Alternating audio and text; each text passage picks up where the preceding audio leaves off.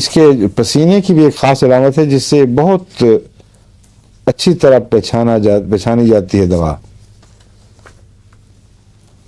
سونے کے ساتھ اس کے پسینے کا تعلق ہے.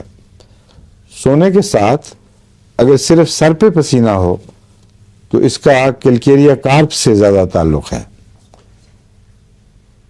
لیکن کونیم میں پیٹھ بھیگ جاتی ہے ساری، سر کا پچھلا حصہ.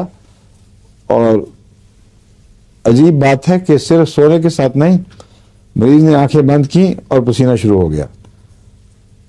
اب یہ کیوں ہے اس کا ہمیں کچھ علم نہیں، ابھی اتنی تحقیق نہیں ہو سکی کہ آنکھیں بند کرنے سے پسینے کا کیا تعلق ہے اور اس میں کونیم کا زہر کیا کردار ادا کرتا ہے. مگر یہ پسینے والی علامت اگر پائی جائے تو آپ اس کو ضرور یاد رکھیں، کیونکہ کسی اور دوا میں نے یہ نہیں پڑھا کہ کونیم کی طرح کہ آنکھیں بند کی اور پیچھے پسینہ شروع ہو گیا. کیوں آپ نے پڑھا ہے؟ ہاں بتائیں. کسی نے پوچھا تھا، وہ بتا رہے تھے کہ وہ کچھ بھی کھائیں تو پسینہ آتا.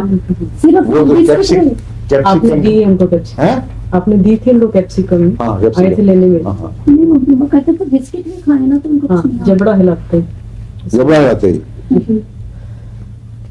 تو بسکٹ کھانے بند کرتے ہیں. میں نے کہیں پڑھا نہیں کہ بسکٹ کھانے سے پسینہ آتا ہو.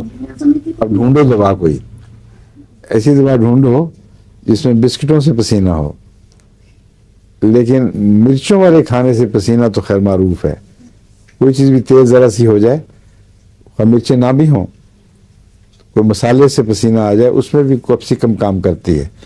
اور عمومی رجحان جو ہے پسینے کا مرچ کھائے بغیر بھی، مگر وہ پسینہ سارے چہرے پر زیادہ ہوتا ہے، ماتھا، چہرے پر، بدن پر.